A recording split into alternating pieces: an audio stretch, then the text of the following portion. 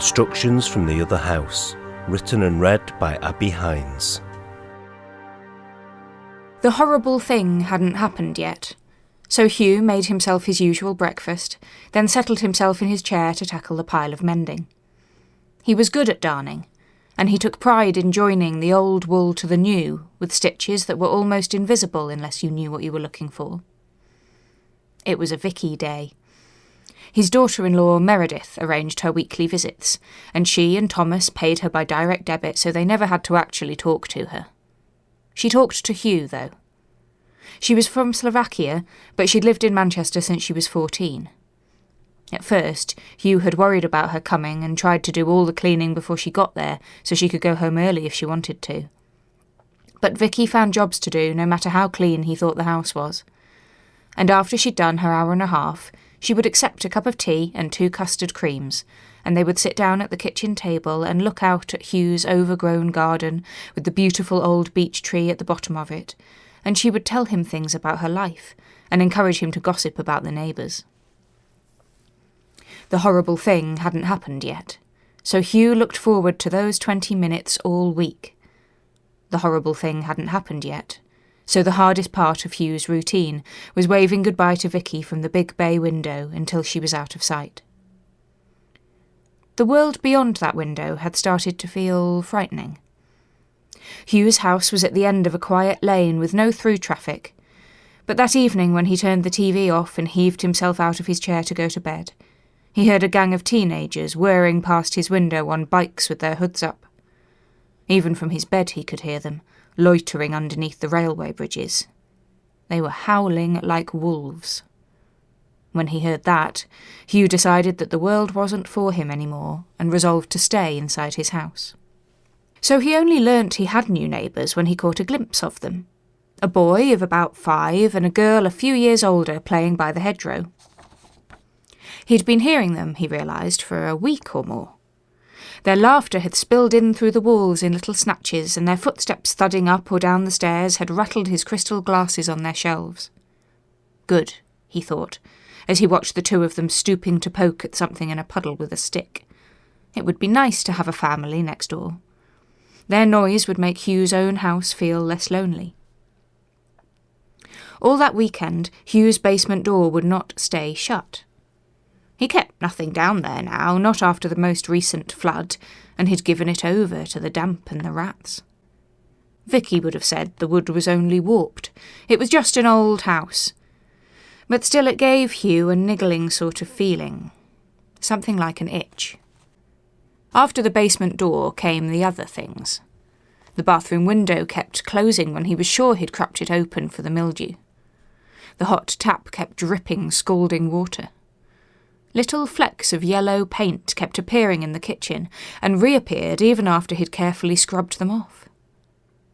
The night before Vicky came again, Hugh was in the bathroom, listening with one ear for the howling teenagers outside again, when a strange movement caught his eye. On the inside of the bathroom door, which had faded to a dirty cream colour, could be seen a creeping coat of fresh white gloss paint inching its way up the wood. Hugh blinked and blinked, but on and up the paint kept creeping.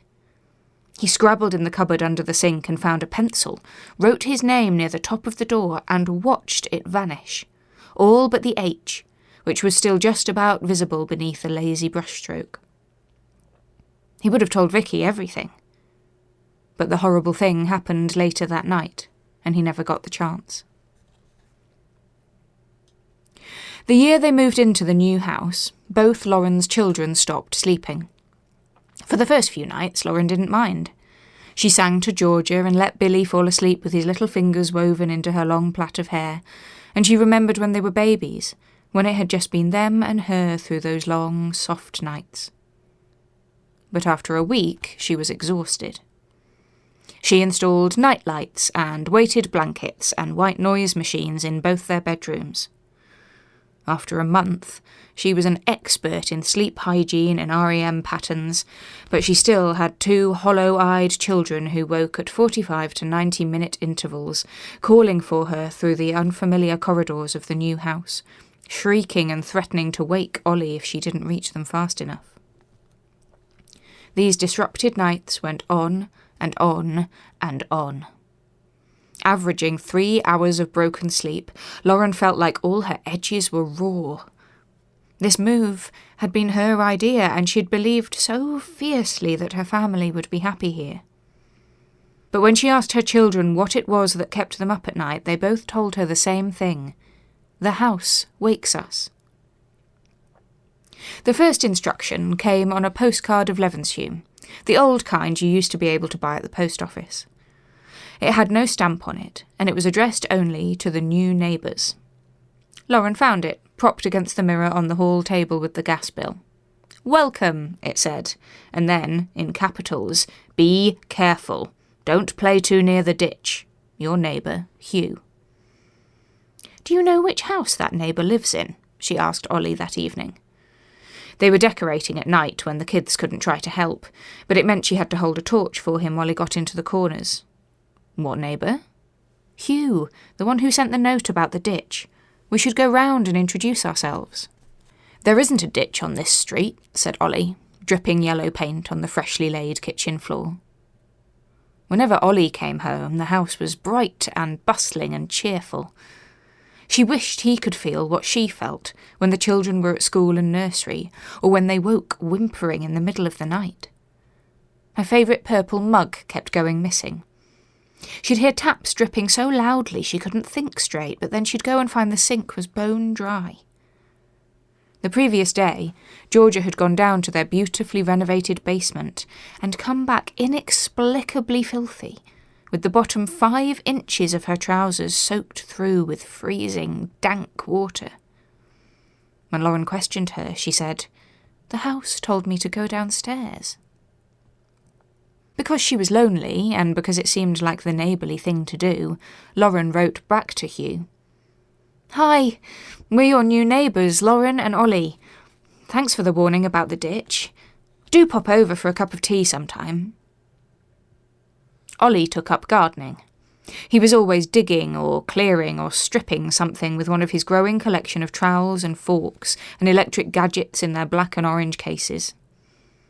Lauren asked him, after mopping his muddy footprints off the kitchen floor again, what he was planning to plant out there once he'd finally finished his campaign of demolition.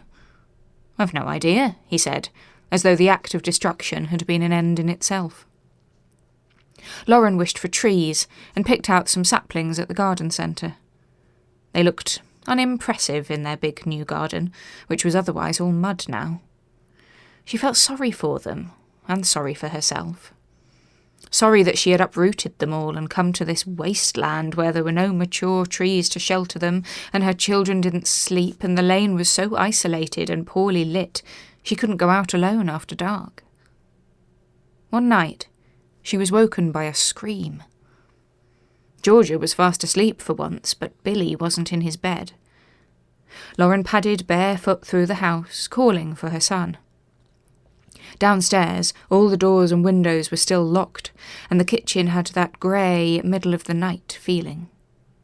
Panic growing, Lauren dashed from room to room, until she found Billy standing in the corner of the guest bedroom they'd never used, still as a statue. His eyes were open, and he was staring intently at the loft hatch. "Billy," she whispered, "why are you out of bed?" He didn't answer. His eyes lingered on the ceiling as she picked him up and carried him back to his own room. "Do you hear something up there, Poppet?" she asked him as she tucked him in. But Billy was asleep again in seconds.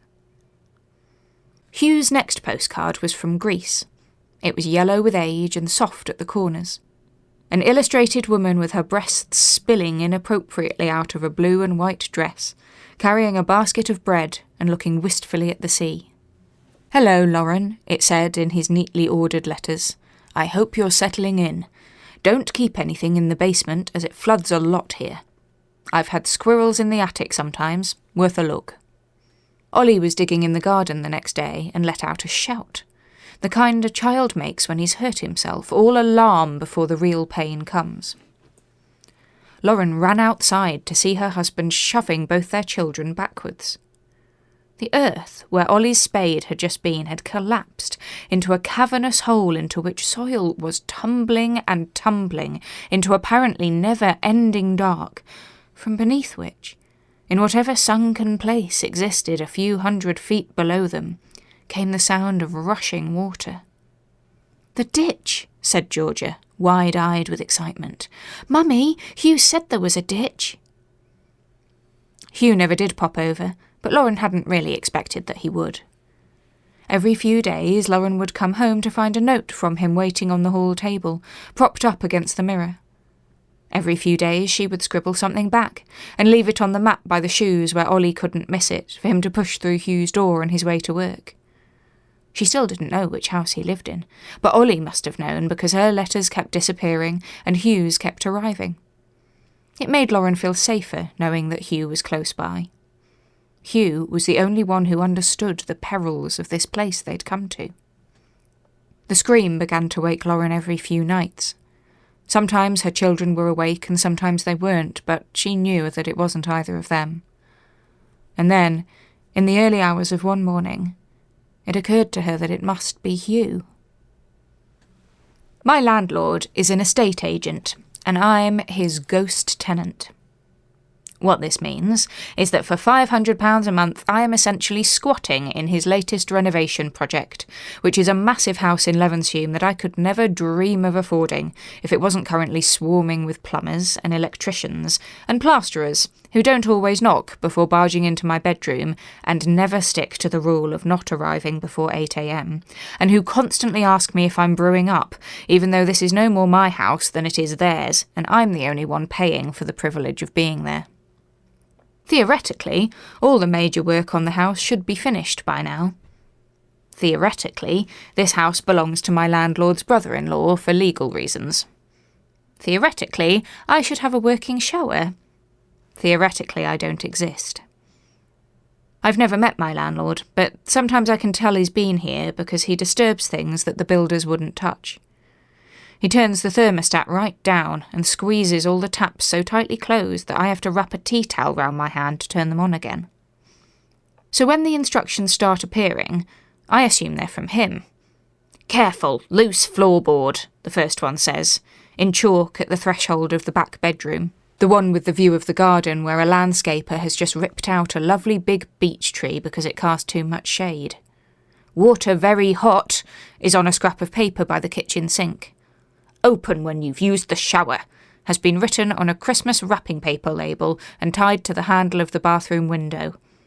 It dampens as the days go by, proving its own point. I can't shake the feeling that these messages aren't really for me. After all, I'm only a ghost tenant, a go-between, as the house transitions from whoever lived here before to whichever nice middle-class family will buy it when they've put the new kitchen in. The instructions are like the postcards and greetings cards I keep finding on the doormat, from which I gather that my landlord must be called Hugh, though many are also addressed to a woman called Lauren. I never read them. I just pick them up and put them on the hall table, leaning up against the mirror.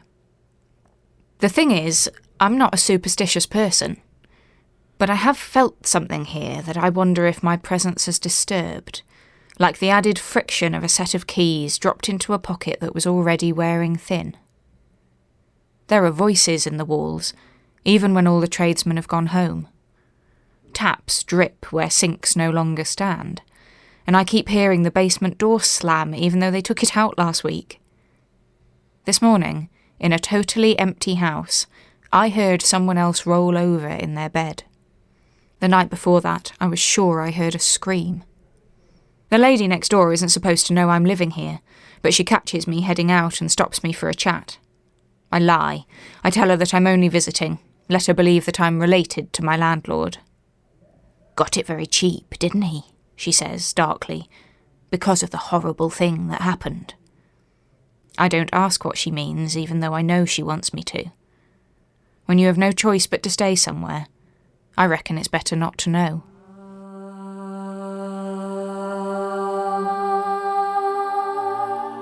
You've just heard Instructions from the Other House, a ghost story for Christmas by Abi Hynes, part of Ghosts at the Old Library with music by Oscilloscope, made possible by funding from the Arts Council and creative director Richard V. Hurst.